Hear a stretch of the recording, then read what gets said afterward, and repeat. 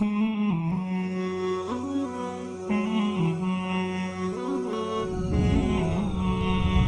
Ligue islamique mondiale, en partenariat avec l'Association des musulmans en Alsace, ont organisé le congrès annuel sous le thème « Les jeunes musulmans face au terrorisme ». Des chercheurs et des savants de plusieurs pays ont participé dans ce congrès qui touche une actualité importante pour les musulmans de France et d'Europe.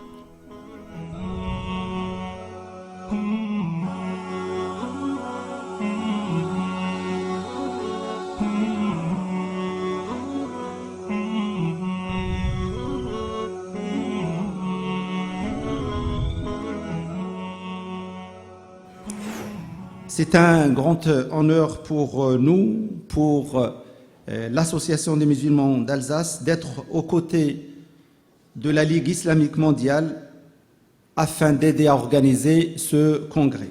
L'Association des musulmans d'Alsace travaille dans le dialogue, dans la transmission de la compréhension saine de l'islam, de ses valeurs de paix, de fraternité, de la citoyenneté positive. Et donc on pense que traiter de ce sujet pour approfondir, échanger l'expérience, approfondir la réflexion a un effet très positif sur notamment les acteurs du terrain, c'est-à-dire les imams, les responsables de centres, les chercheurs, les intellectuels et secondairement ces études seront transmises par ces centres à la communauté, aux citoyens et surtout à la jeunesse, à travers la compréhension, à travers la transmission de la bonne compréhension de la religion et comment le musulman doit se comporter dans sa vie quotidienne, dans son pays, dans le dialogue, dans l'entraide, dans le respect des autres compréhensions, des autres religions, des autres cultures, dans la libre expression et dans la liberté de choix de croire ou de ne pas croire.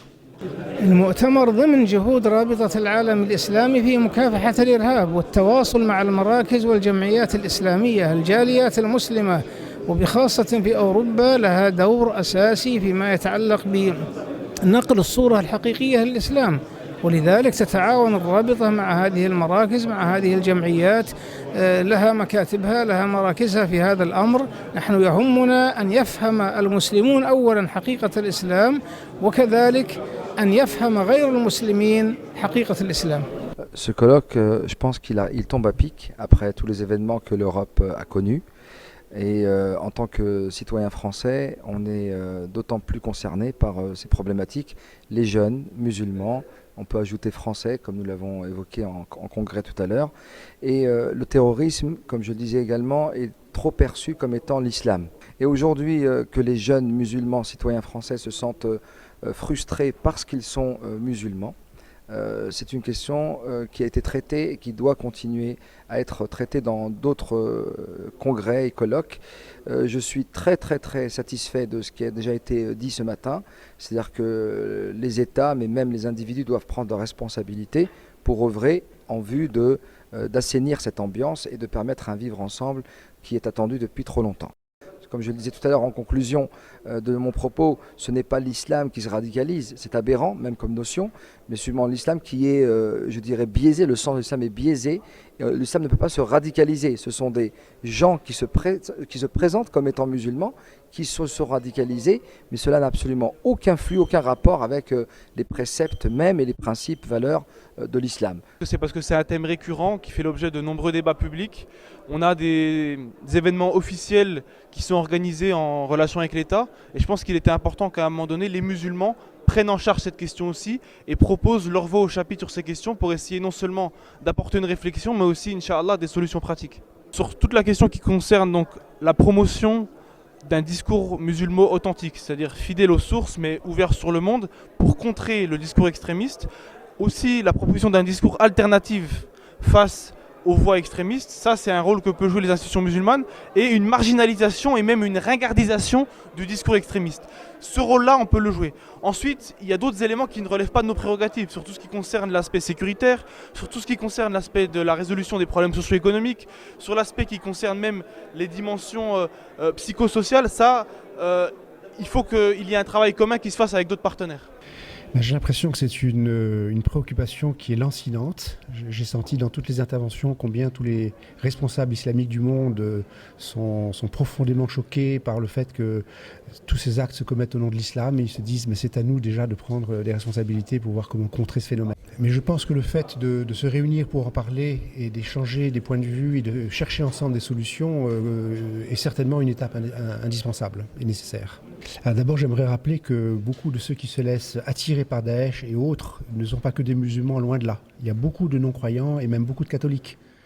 Et moi j'ai trouvé que c'était important de comprendre, et le gros problème qu'on a, c'est toujours par des interprétations et la communication par rapport à des choses comme ça. Et c'est vrai qu'on parlait tout à l'heure du Coran, eh bien si on connaissait un peu plus toutes ces modalités, on ferait bien la différence et on ne ferait pas l'amalgame. C'est aussi quelque part un manque de culture et un manque d'ouverture sur les autres. Comment faire pour que nous, donc les responsables du bon déroulement de tout ce qui se passe dans notre société, qu'on soit politique, acteurs associatifs, acteurs économiques ou acteurs éducatifs, ou en tout cas acteurs tout court, et responsables de tout ce qui se passe dans cette société, comment faire pour qu'ensemble, on pourrait, en amont, faire en sorte de prévenir, parce que c'est de la prévention qu'il s'agit. Il faut prévenir, parce qu'une fois que le jeune est tombé donc dans ce fléau, etc., c'est difficile de le récupérer. Mais comment faire pour prévenir en impliquant y compris les parents ? Les parents, tout le monde est responsable. Comment faire pour prévenir ? C'est l'axe qui m'intéresse et c'est ce que j'ai posé tout à l'heure comme question.